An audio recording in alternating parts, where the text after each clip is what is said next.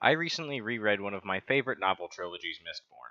The novels themselves are about a dystopian world of constantly falling ash that is ruled by the literal god emperor called the Lord Ruler, if you want to be technically correct. In this world, there is a very distinct class system between the nobles and the Ska. The two classes are fairly stereotypical archetypes for haughty nobles, not concerned with their subjects, and then literal slaves, because that's what the Ska are. They're literal slaves.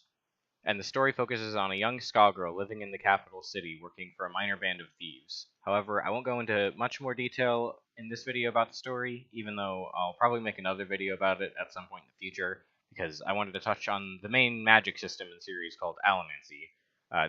There are 3 in total, and the other 2 are also really interesting, but I'll focus on Allomancy for now. The way that Allomancy works is that there are individuals born with the ability to derive different powers by ingesting metal. Yes, they eat the fucking metal to use the magic in this world. But there are a few requirements for one to be able to use this power. The first is that the nobility and their offspring are the only ones that can use it. So Ska can inherit it, but it'll only last maybe 1 or 2 generations without new noble blood being introduced. The second isn't really a requirement, but just a difference in specific users. There are 2 main types of people who can use Allomancy. The first type being Mistings, which can only make use of a single type of metal's abilities, and the second type being a Mistborn, who can use all of them, but they are exceedingly rare. It's pretty much one or the other. There's nobody that can use 2 or 3 or a number in between. It's all or nothing. And the third requirement, once again, isn't really a requirement because it's just the fact that even among nobles, the power to use Allomancy is really rare. So anybody that possesses the ability to use it is a highly valued asset to whatever noble family that they're born into. As for the different types of metals and their effects, I'm only going to go into the 8 main metals because the others are a bit spoilery for the books. That being said, those 8 main metals are steel, which lets the user push a nearby metal in a straight line drawn between their center of gravity and that of the metal they're pushing on. Iron, which does the same thing but pulls in a straight line instead. Zinc, which lets the user inflame another person's emotions, and brass, which will subdue emotions. Pewter, which enhances strength and other physical abilities like pain tolerance, vitality, stuff like that. And then tin, which increases senses like eyesight and hearing. It's all or nothing. You don't get to choose an individual sense to heighten. Bronze, which will let you sense when another person is burning an allomantic metal nearby. And copper, which will disguise allomancy from people trying to look for it with bronze.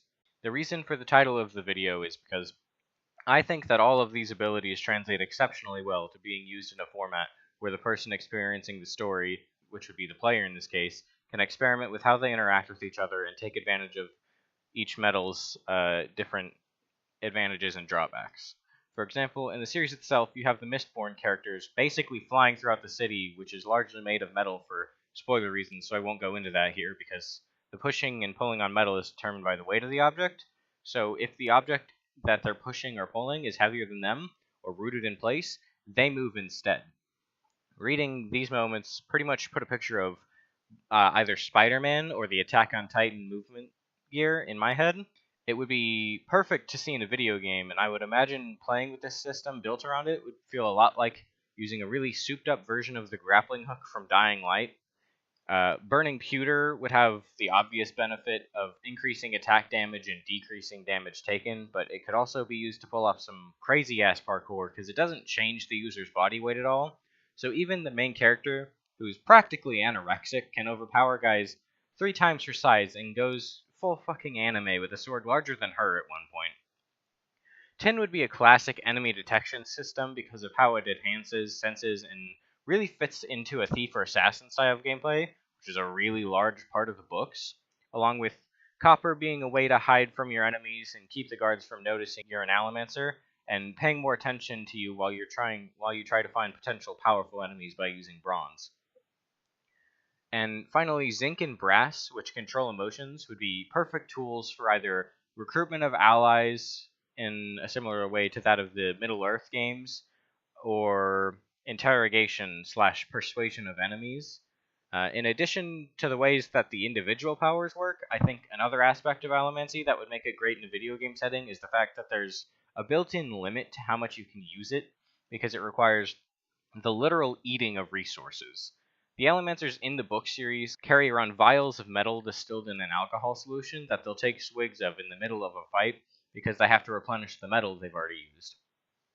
At one point, somebody in the main cast of characters who can use brass to dampen emotions is downing literal handfuls of the metal at a time, which is making his throat bleed because he's trying to calm an entire army using Allomancy at once. I think it would require careful resource management and would keep the player from relying too much on Allomancy, and overall give a game using it a very good balance between when you're in a pinch and need to activate badass mode versus when you need to be cautious and play it safe and not burn your metals too quickly. Mostly, I just want to play a game with some aspects of this book series because the author, Brandon Sanderson, is a really damn good author. I got the idea for this video because I read an article about an interview he had recently where he straight up said he would give the studio that made the Witcher trilogy the rights to the Mistborn series for free, just because he also wanted to play a video game based off of his books, and honestly, what a legend. Thanks for watching my mediocre video, and you should really read Mistborn.